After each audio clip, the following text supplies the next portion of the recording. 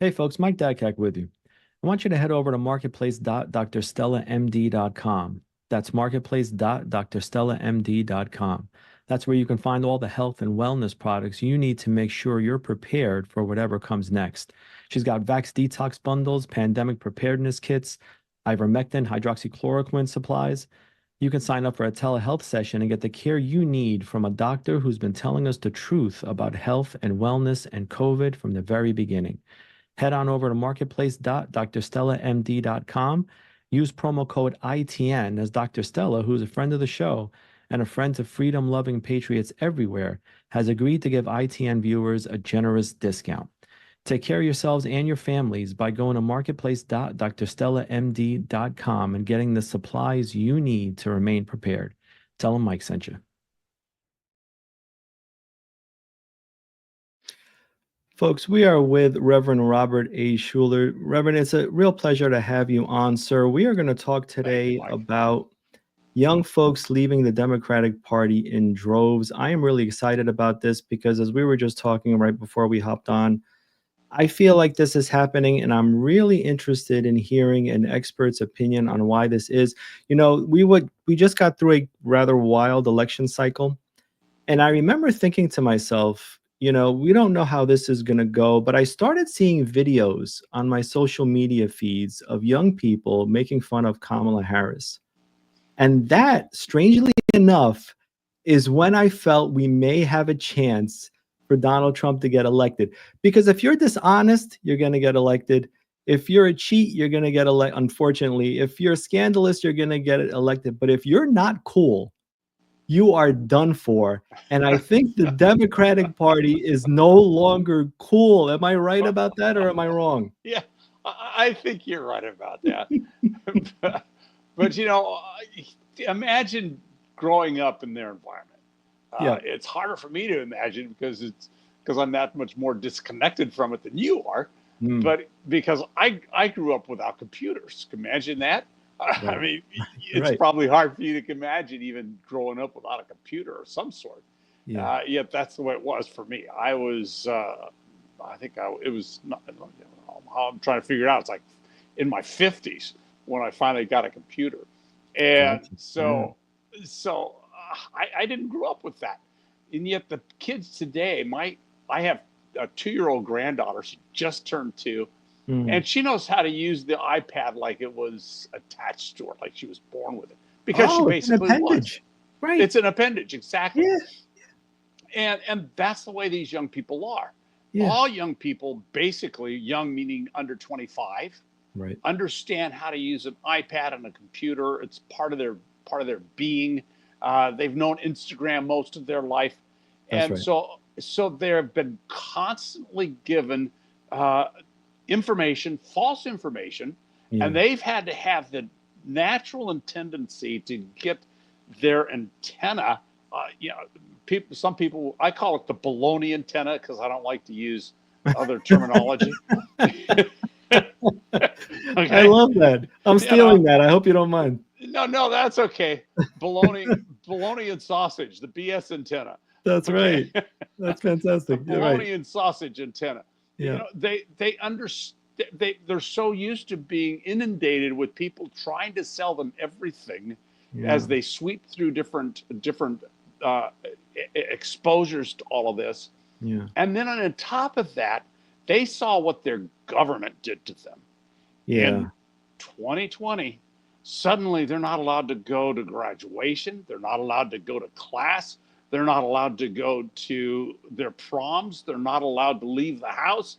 They have to wear a diaper on their face. Yeah. They're not allowed to look at it. I can't imagine being a 17-year-old boy and not being able to see the faces of girls.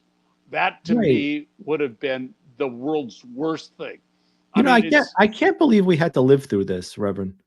it's unbelievable. It really is. But it's, as an adult, and someone who is fortunately, I had this education at a relatively young age. And, Mm. and I was, as a pastor, I had a radio show from 95 to 2000 So I entered, and there was an hour a day, 5 days a week, live on across the nation, and Wow. every day I interviewed somebody in health wellness area and Mm, spirituality. mm, And so I, by the time by the year 2000, I knew, I saw, I realized that the FDA was not doing its job, that it had yeah. been captured by big pharma, big ag, and that they were not giving us the truth about food dyes. They were not giving us the truth about all these different chemicals they put in our food. Simple, common sense things like our peanut butter. You have Jiffy peanut butter. Peanuts are fine, but what they do is they add an extra hydrogen molecule so the oil doesn't separate, and that extra hydrogen molecule, when you consume it, our bodies don't know what to do with it because it's not natural, it's not real, it's not the way God created us to eat peanut butter. Yeah. And so it turns into a free radical that races through our body, and Right. then it attaches to vitamin C. So if you don't have enough vitamin C, or if you're low on vitamin C, you don't get it, you can't get rid of that extra hydrogen molecule. So what happens is it attaches to your cell walls and causes hardening of the arteries. That's hydrogenated oils in foods like any hydrogenated oil, Yeah. like you have in Skippy peanut butter. Yeah. I saw that back in the 90s, and I Wow. understood all of this. And Wow. I understood that the FDA should put a warning label on there saying this contains hydrogenated oils that have been known to cause vitamin deficiencies or something, some kind of a warning. They've never done any of that. And then your And cholesterol shoots up, and then they prescribe you statins. so you had to bring statins up. you want you want to know why? Because I just got prescribed statins, and I'm telling my doctor, "There's no way you're going to get me to take these things. I'm sorry, doc." Good for you. So, Yeah. do you know the history of statins? I I please lived through it. Uh, tell me. I I started I was involved. I was interested in health before I even started this health book. My wife and I were very interested in health and wellness and exercise and looking our best and everything. And so cholesterol, all of a sudden, everything, all the books in the bookstore, everything on all of your mainline media, because that's all we had was mainline media. We didn't have a Right. choice. We had ABC, Right. CBS, NBC. Right. Fox didn't even exist back then. Nope. Right. and and so everything was cholesterol this, cholesterol that, and you have to do these and make sure you exercise and lower your cholesterols. That's how the statin drugs started. They Mm. put out a campaign on cholesterol and how dangerous cholesterol is, and suddenly the whole world knew that cholesterol was dangerous, and we had to, all of a sudden, a year later, guess what? Ding, we've got your salvation. Cholesterol is cured. That's We right. have Lipitor. That's what it Right. was. Right. It was Yes. Right. licensed. We have Lipitor. And Yeah. everyone rushed out to check. And guess what? They didn't reach their sales projections. This is a true story. You can look it up. They did not reach their sales projections when it came out because there wasn't enough people with high enough cholesterol. So what did they do? They lowered the safe level of Right. cholesterol to a point where they made their goals. I think they recommend cholesterol statin drugs if your cholesterol is now above 200 or something Yep. like that. Yep. 200. And Yep. and prior to the release of Lipitor, it was 240. Reverend, they keep moving the goalposts on us. I was just talking with someone who is diabetic, and he said that his blood sugar level was, I think, 6.8. And I said, well, okay, I mean, that's pretty high. And he said, well, it's been 6.8 for the last 40 years. and, I wasn't diagnosed as diabetic until about 3 years ago, 3 or 4 years But all of ago. a sudden, he's diagnosed as All of a sudden, diabetic he's because diabetic. They keep moving the goalposts. it's frustrating because we don't have good science, and that is the premise of my book. The Yes. premises of my book is that as soon as we take our eyes off of God, Yahweh, the creator of heavens and the earth, we create a pantheon of scientism. Yes. Scientism is nothing more than bad science used to control and manipulate the masses for personal gain or for political ponerology. Yeah. And that is the goal of Scientology. I'm sorry, not Scientology, scientism. Yes. And so what my book does is it shows us how to define how to discover divine liberation from the gods of the woke in order to experience freedom from this oppression that we have through bad science. You know, I was really taken with the fact that over the last several years, we have kind of, I guess it is deification, right? I think your message is right on. Deification of scientists. Remember the propaganda that we were Exactly what inundated it with is. on Dr. Fauci over the last 3 or 4 years, and songs were written I about the am guy. science. I am science. Do you believe the gall of this guy? I think it is very, very interesting that they have hit upon what they believe to be kind of the holy grail of authoritarianism, right? Because everybody Exactly. wants to survive. Everybody wants to remain healthy. And when you threaten their health, people all of a sudden become very, very controllable, don't they? For sure. I mean, what would you do if you knew that by changing one minor thing in your diet, for instance, if you knew that if you changed one thing in your diet, that suddenly your energy level would double, you could lift twice as much weight, and you would live 10 years longer. Would you be interested in that? I would And, be very interested. and the answer would be absolutely. Yeah. So what they do, instead of taking something away, they give you something, and that's the ploy they give you. And Mm, at the same time, it's if you don't do this, you're going to lose half your strength, you're going to lose half your energy, and you're going to lose years of your life. yeah. And so anyway, I wrote a whole book on health and wellness in 2000, and it was way ahead of its time. And today, it's everything I wrote about is common knowledge. But but coming back to divine liberation from the gods of the woke, Yeah. what I did is I point people to Yahweh, the creator of heavens and earth, because that's Yahweh when translated says, "I am." Yes. And that's the way God presented himself to Moses, who Yes. became the ultimate divine liberator for the Israelites who were held in captivity in Israel for 400 years. Right. Next year, we're going to be celebrating 250 years as a nation in the US, Right. right? Right. So Right. you put, so that all that does is tell me how long 400 years is. That's exactly right. It's That's a exactly right. it's a long time, No, to it's the a very point where the Israelis, the the Israelites had forgotten who God was, who the God of Abraham was, the God mm, of Joseph, and they had been indoctrinated into the ideologies and the idols of the Egyptians, to the mm, point where they worshiped the gods of Egypt. mm. So the first thing God had to do was destroy the gods of Egypt if he wanted for them to have divine liberation, because divine liberation is more than just the removal of the shackles on our arms and our feet. Yes. It's the shackles on our mind. Yes.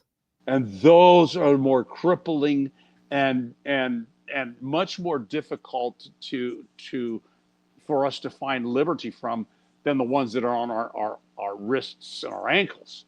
I think And that is so profound. That's exactly right.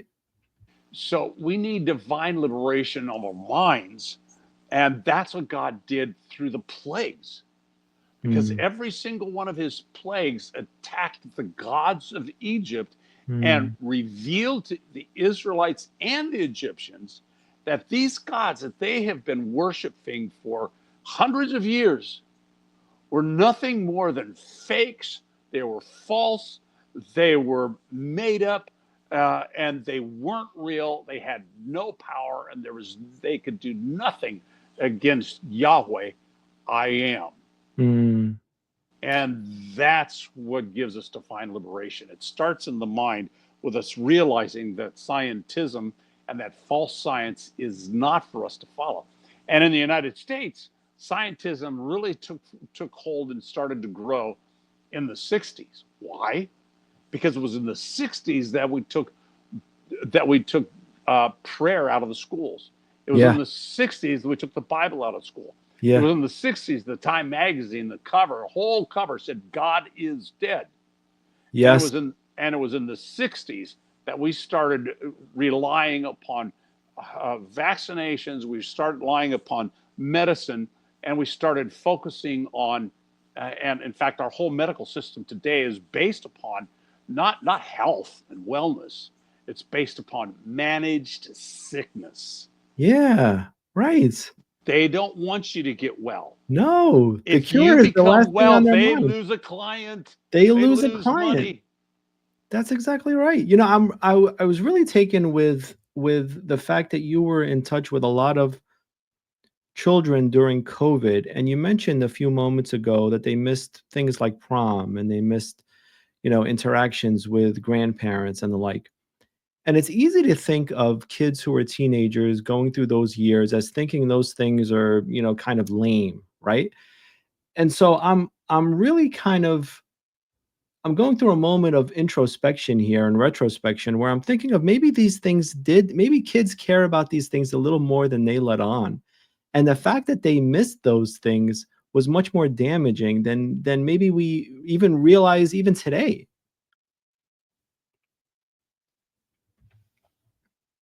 Oh, did we lose you, Reverend? Folks, I think we lost Reverend Schuller for a moment here. We're going to try and get him back. We're going to try and stick.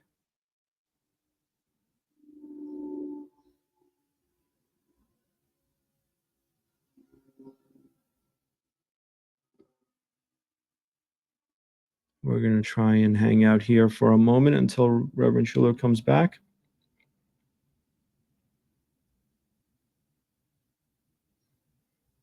We're just going to wait it out.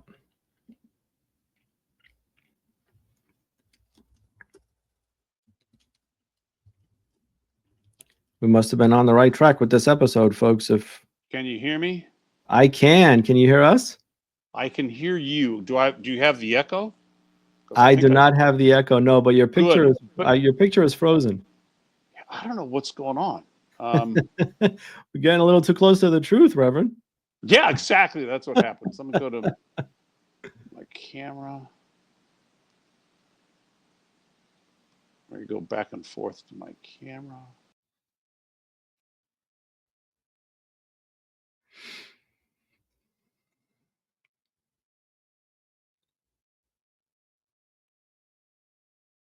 It's good to know that Reverend Schuller was able to get back on. We're just going to wait for him to join. There you are. Okay. I just reset it. Gotcha. And you can hear me and all? I can hear you. Yep, we got picture. Perfect. So Yeah, it looks like we were talking about things that people on high didn't really care for.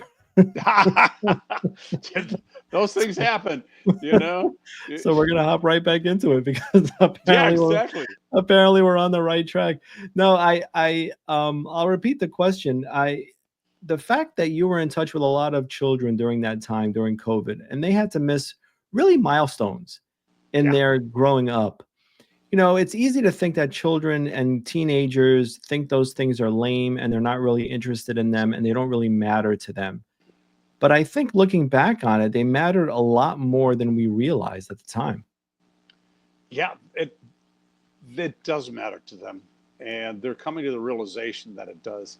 And it's becoming more evident in various things that happen. For instance, what we're finding out religiously is that they're coming to Jesus in droves. It's a beautiful thing to see. Isn't it amazing, Reverend? Because our friends on the left and the powers that be, quote unquote, and I put that firmly in quotation marks, have spent decades trying to drive folks and especially young people away from God, and here they are coming back. Isn't this glorious? It's because of their baloney and sausage. Their BS meters are just right on. They know exactly what's happening, and as a result of that, they can smell it. They can smell the fact Yes. that the truth is real, Yeah. and that is Jesus Christ says, "I am the truth." And they're discovering that there's reality in the gospel of Jesus Christ. And in fact, in my book, God Always Wins, it is the words of Jesus Christ which breaks down this mental slavery that we've had to this woke ideology. And it is his I am statements that does that. I am the bread of life. I am the light of the world. I am the way. I am the truth. And as a result of that, they are discovering who Jesus is by his word, and it is through his word that we experience life to its fullest. John in the Gospel of John says, "In the beginning was the Word, and the Word was with God, and the Word was God, and the Word dwelt among us, full of grace and truth." And in Romans, we read that whoever, in Romans 10:9, we read that whoever professes with their mouth, you speak it, that there is tremendous power in speaking, who says Jesus is Lord, and then believes in your heart that he was raised from the dead, you will be saved. And that is the message that they are hearing and they are responding to. Why? Because their BS meters are strong and they understand this is true, this has reality, this has meat, and they're accepting it. And if you want to be blown away by the reality of that's going on, their attention span is what, 2-3 seconds, Yeah. and they swipe left. Two Right. 3 seconds, and they swipe left. That's it. That's That's right. their attention span, 2 to That's 3 right. seconds. Yeah. Now, here's what'll blow you away. Go to YouTube and search Passion 2024 Agnus Dei. It is a 20-minute video. And what you will do is you will see 40,000 young people, young meaning 18 to 25. They have age restrictions. You have to be 18 years old and you cannot be over 25 in order to attend Passion. And it's at the Mercedes Arena in Atlanta, Georgia. And for 20 minutes, you will watch 40,000 young people worshiping God in a cappella. Wow. No music, no screens, no, just worshiping God. And you see them falling prostrate on the floor, praising God, worshiping God, asking God for forgiveness of the sins, and receiving the Holy Spirit in a way that's astronomical. That was 2024. They've done it again in 2025, but instead of having 1 week with 40,000 people, they have 2 weeks with 40. So they're reaching 80,000 young people. Wow. All at the same time, worshiping God. And it's, if you have a heart for Jesus even a little bit, you will cry watching this, realizing that this is the generation. This is what happened to the generation who lost their freedom, lost their athletic scholarships, lost their ability to socialize. We're told that they killed their grandmothers and these old people. We're told that if they don't get the vaccine, they can't go to college, and got vaccinated just so they could go to college. Yes. I can't tell you how many exemption letters I wrote, religious exemption letters, hundreds of them, so that children possibly could go. But here in the state of California, they rejected their religious exemptions. They would not accept them. And so it's been a horrific 5 years, or I should say it's much better now, but 3 or 4 years of just horrific overreach, government overreach, and an attempt at introducing communism to this world. Yes. Not Yes. not equality, not equal opportunity, but equality of outcomes. And the Yeah. only way that happens is to take from those who are successful and doing and succeeding, take from those and give it to the ones who are not succeeding. And that is not a biblical economic strategy. It doesn't work. We've seen it happen over and over and over again. It's been repeated. I thought I saw the end of this march of communism when the wall came down in Germany. I witnessed that wall coming down, and when it came down, I thought that was the end. Yeah. And then all of a sudden, in 2000, here it comes roaring in like a lion. Let me And ask you, let me ask your opinion on this. So they're leaving the Democratic Party. Do you think that that automatically correlates to them coming to more conservative politics, or are they just sitting out politics altogether? no, I think they're active. And part of my belief in that is the explosion that Charlie Kirk has had. Kirk. Yeah, that's Kirk. right. Yep. His movement has just exploded. He goes to these universities, That's true. and they're very active. They want to see freedom. They want to experience freedom. They know that what they've been fed uh, for throughout their schooling is just erroneous, and they don't want it anymore. Get this: the women don't want to change in a locker room with men. Yeah. Can you believe that? Can you imagine? That's right. Can you imagine that? The boys don't want to be told they're girls. Right. Can you imagine that? I imagine. What they've had to deal with. Just so let me see. I have to choose my gender. Which one am I gonna be? I mean, I think it was 3 years ago in my alma mater. I saw the graduation ceremony, and they brought up two young people onto the stage. Why? They wanted to recognize them and honor them because they came out because they're trans. They didn't do anything. They didn't No, they accomplish didn't. anything That's right. other than that they're trans. So we want to recognize them. This is lunacy. No, it's absolute lunacy. And I get a mental picture sometimes of these globalists or these communists sitting in a big boardroom and watching Yeah. and watching these plans backfire and just thinking to themselves, my gosh, have we taught you nothing? We've come so close and now it's all slipping away. So it's a, I always say this is a very perilous time to be alive, but it's also a very, very glorious time to be alive because there is a mass awakening that has taken place. And I think it's undeniable. I think, like you say, it's measurable, and I think it's undeniable. I agree. We've got a couple of minutes left here. I want you to tell the folks a little bit more about the book, the impetus for writing it, and where they can get it. Yeah. Well, do you know what? I concluded a long time ago that I wasn't going to write any more books. I was done writing books. I wrote my last book in 2012, and I had a big contract with a big publisher, and I go, that's it. I'm done writing books. Mm, And but I wasn't going to write another book. And mm, then 2020 comes along, and I saw all the baloney that was going on politically, environmentally, around the world.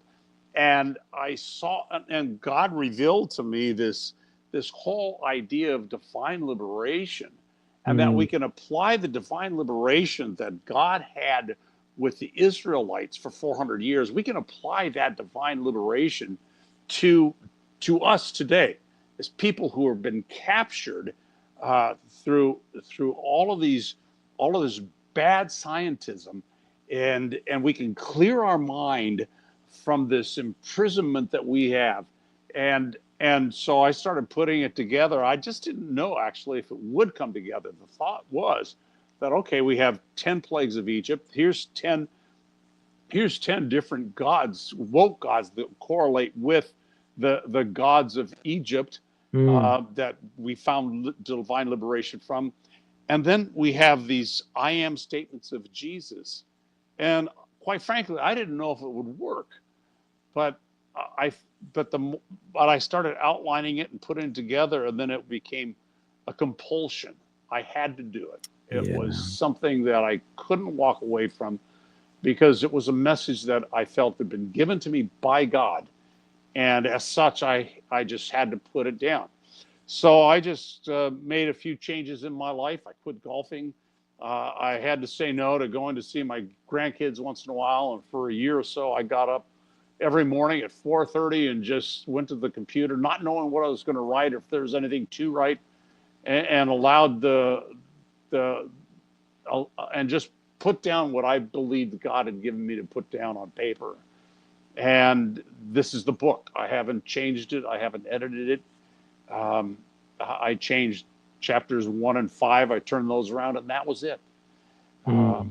So it's been a book of a lot of research and study, uh, talking about lots of different woke things that we don't even comprehend and realize. So I talk about WPATH and how that's impacted, and how that false science has given us all of this gender confusion. Mm. I talk about health movement and how that happened with managed sickness versus wellness, and the list goes on, with each God for 10 chapters. Mm. And I feel like it was something just I had to do. So I didn't seek a publisher because I didn't even know if I could do it, and I didn't want to have to deal with the The pressure pressure. of meeting certain timelines. Right. I've written enough books to know that, okay, here's the timeline. The book will be released in 2 years. Once you sign a contract, it's a 2-year process from the contract signing to the actual release. Mm. And and then you have to have your work to them within this year. Well, I didn't know if I could even get it to them within that year, and then I didn't know if I had another year to wait. And that's the way I believe about this book. I couldn't put it in normal publishing because it had to come out fast. This is Yeah. timely. I don't know how relevant it's going to be in a year from now. I suspect it'll be relevant historically, as a historical accounts of what took place. But in addition to that, so I decided that it doesn't matter whether I have a contract for this book or not. I've got to get it written. I've got to put it out. I've got to let the world know this is the message.